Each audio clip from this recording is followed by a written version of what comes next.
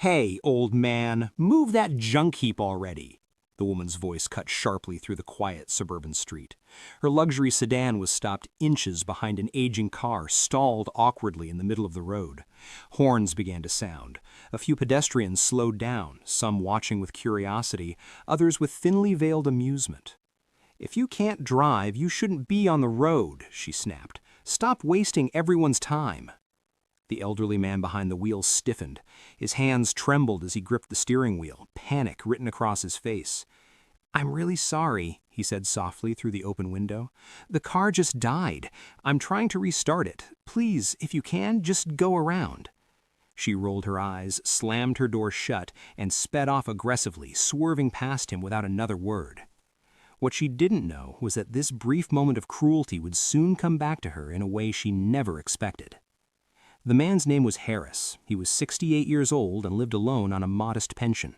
That morning his old sedan, one he'd kept running with careful maintenance and hope, had finally given out in the middle of the street. As Harris struggled to calm himself, a man exited a nearby grocery store holding the hand of a little girl. They paused when traffic stalled. The girl squinted, then tugged gently at her father's sleeve. "Dad," she whispered, "isn't that Grandpa Harris, the man who helped us before?" Her father, Marco, looked up and froze. 3 years earlier, on the bitter winter night during a heavy snowstorm, Marco's car had broken down on a deserted highway. His phone battery had died. His daughter Lily was shaking uncontrollably from the cold. Car after car had passed them without stopping.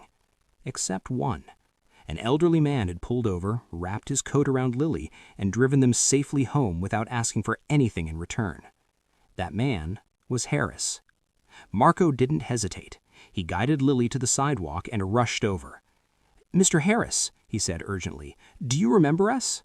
Harris looked up, squinting, then recognition washed over his face. His eyes filled with tears.